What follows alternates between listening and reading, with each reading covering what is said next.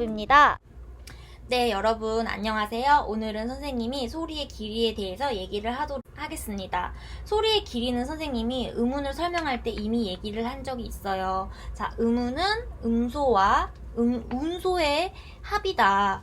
그 중에서 음소란 자음과 모음을 얘기하는 거고, 운소는 소리의 장단이라던가 높이라던가 세기를 얘기한다. 장단이 소리의 길고 짧음이죠.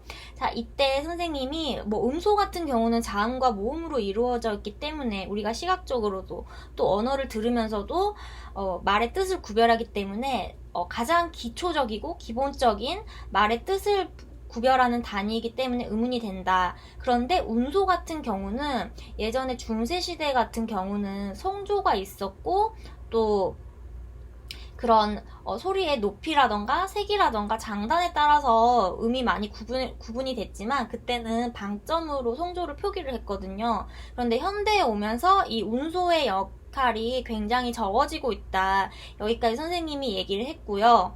그 다음에 운소 중에서는 이제 높이나 세기 같은 경우는 뜻을 구별하는 데는 거의 쓰이지 않고 그 다음에 방언을 제외하고는요. 소리의 장단이 그 표준 발음에서는 그나마 말의 뜻을 구별하는 단위로 쓰인다. 선생님이 여기까지 저번 시간에 정리를 했어요. 자, 오늘은 그러면 첫 번째로 선생님이 소리의 길이를 예시를 통해서 설명을 할게요.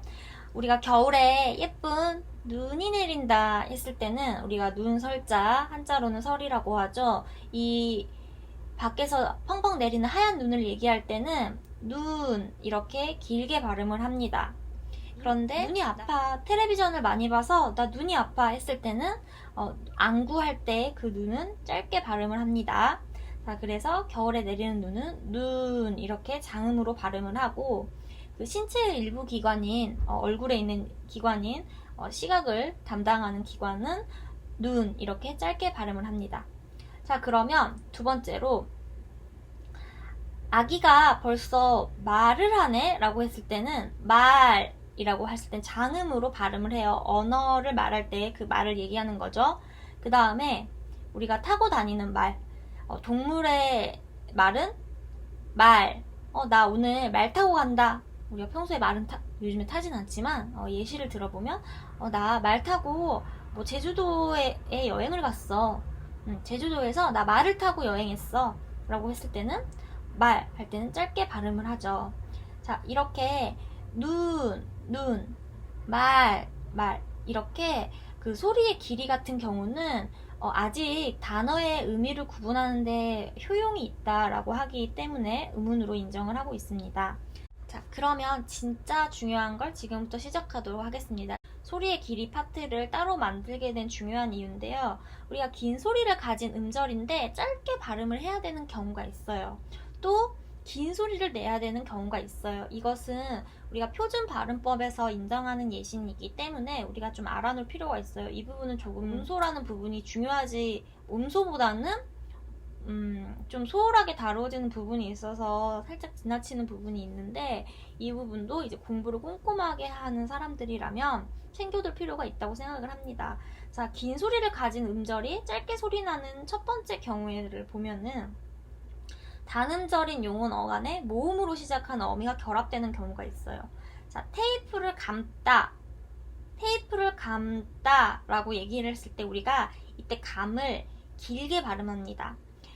우리가 용언은 동사와 형용사를 얘기해요. 그래서 그 용언 같은 경우는 서술어를 담당을 하고 우리가 상태를 얘기하는 형용사라던가 움직임을 얘기하는 동사 부분을 용언이라고 하죠. 자, 그랬을 때 우리 용어는 변하는 부분인데요. 동작을 나타내거나 상태를 얘기해서 활용이 가능한 것을 우리가 용언이라고 하는데 여기서 어간은 무엇이냐? 어간은 그 용언에서 어간과 어미가 있는데 어간은 형태가 변하지 않는 부분을 어간이라고 합니다. 자, 그랬을 때 감다 또는 가다 여기서는 용언 어간이 바로 감 또는 가라고 우리가 알 수가 있죠. 그때 모음으로 시작하는 어미가 결합되는 경우가 있어요. 어간에는 원래 어미가 결합하면서 의미가 바뀌어요. 감다, 감고, 감아서 이런 식으로요. 그런데 이 모음으로 시작하는 어미인 아가 결합이 되니까 어떻게 변하죠? 감아라고 짧게 발음이 되는 거예요. 그러면 단음절인 용언 어간이 길게 발음이 되는 경우가 있더라도 모음으로 시작하는 어미가 결합을 하면은 단음절로 라고 짧게 발음을 하는구나. 우리가 이렇게 이해를 하면 됩니다. 그 다음 두 번째는요. 감다라는 이 단어에 만약에 피동과 사동의 전미사가 결합되는 경우가 있으면 우리가 감다 같은 경우는 감기다, 밟다 같은 경우는 밟히다 이렇게 발음을 하죠. 자, 피동하고 사동은 나중에 문장 부분을 공부를 하면 우리가 배울 내용이긴 한데요. 이 피동 같은 경우는 어떤 의미를 가지고 있냐면 피동 같은 경우는 남의 행동을 입어가지고 행해지는데 쓰이는 동사예요. 그래서 내가 어떤 주체가 다른 사람한테 당하는 걸 피동이라고 하죠. 그 다음에 사동 같은 경우는 남으로 하여금 어떤 동작을 하도록 하는 거예요. 어떤 주체가 어떤 목적어인 대상을 통해서 그 목적어인 대상이 어떻게 하기를 바라는 거니까 시키는 동사라고 생각하면 돼요. 그래서 우리가 피동사라던가 사동사가 형성이 될 때는 피동 같은 경우는 이히리기, 사동 같은 경우는 이히리기, 우구추 같은 접사가 전미사가 결합이 돼서 형성이 되는데 이런 부분을 얘기할 때는 우리가 짧게 발음을 한다 이렇게 이해하면 되겠습니다. 그 다음에 두 번째로는요. 긴 소리를 가진 음절이 앞에서는 짧게 소리 나는 경우를 봤다면 두 번째는 우리가 길게 발음하는 원칙에 대해서 배우도록 할게요. 첫 번째는 단어의 첫 음절에서만 긴 소리가 나는 것을 원칙으로 한다. 자, 이게 무슨 얘기냐면요. 아까 선생님이 눈설, 그러니까 하늘에서 펑펑 내리는 눈을 얘기할 때는 우리가 눈 이렇게 길게 발음한다고 했죠. 그게 첫 음절에서만 허용을 한다는 얘기예요. 예를 들어 눈보라가 내린다 이렇게 눈보라가 내리네, 눈보라가 치네 라고 얘기했을 때 눈보라에서 눈은 첫 음절에 있죠. 그래서 이때의 눈은 길게 발음을 합니다. 근데 야 오늘 첫눈이 온대 라고 얘기할 때는 첫눈 이렇게 발음하지 않고 첫눈이 온다. 그래서 단어의 첫 음절에서만 긴 소리가 나는 것은 원칙이다. 아니 선생님 왜 이렇게 헷갈려요? 그냥 첫 음절이고 둘째 음절이고 셋째 음절이고 그냥 쓰이기만 하면 긴 소리가 나면 되잖아요. 근데 여러분이 상식적으로 생각을 해보면요. 우리가 처음에는 길게 발음하는 게 편한데 말을 하다가 단어 중간중간에 갑자기 길게 발음하는 게 사람들이 잘 인식이 되지 않거든요. 첫눈이 온다. 뭐 이런 식으로 얘기하진 않으니까 우리가 이렇게 뭐 자연스럽게 언어 양상이 반영이 돼서 단어의 첫 음절에서만 긴 소리가 나는 것을 원칙으로 한다 이렇게 규정이 되어 있어요. 그런데 사실 현실 발음에서는 첫 음절이든 뭐 둘째 음절이든 다들 짧게 발음하는 게 요즘의 실태라고 이해를 하면 선생님이 이렇게 뭐 생각이 되는 것 같아요. 자, 그 다음에 두 번째는요. 합성어에서는 둘째 음절 이하에서도 분명한 긴 소리를 인정한다. 합성어는 뭐냐면 반신 반의 같은 게 있어요. 이때는 우리가 반신 플러스 반이라는 거죠. 근데 여기서는 반신 반이가 이렇게 발음을 해야 되는데 왜냐면은 반신과 반신 반의 같은 경우는 한자어로 된 합성어이기 때문에 둘째 음절인 이하에서도 분명한 긴 소리를 인정한다.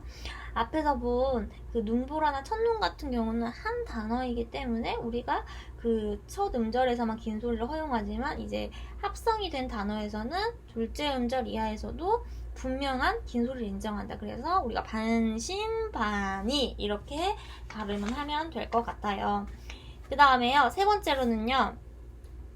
용언의 단음절 어간에 어미 아어가 결합되어 한 음절로 축약되는 경우에는 긴 소리로 발음한다.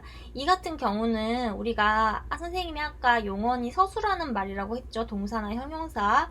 거기에 아나 어가 결합이 돼요. 그러면은 보아라고 되는 거죠. 여기서 보다에서 그 보가 어간이 되고 여기서 모음으로 시작하는 어미 아어가 결합이 된 거죠. 이 경우는 우리가 모음 축약할 때도 한 번 더 나오는데요. 오하고 아가 결합이 되니까 그 음운론적으로는 두 음소가 하나의 음소가 되는 거잖아요. 그래서 대신에 축약 대신에 그 두 개가 하나가 됐으니까 뭔가 더 하나가 필요한 거예요. 그래서 대신에 긴 소리로 발음을 하자. 그래서 보아 같은 경우는 봐, 야, 나 이것 좀 봐. 뭐 이런 식으로 길게 발음을 한다. 이렇게 얘기를 하고 있어요. 그런데 이 경우도 사실은 짧게 발음하는 경우가 현실 발음에서는 많다. 이렇게 정리를 하면 될 것 같습니다.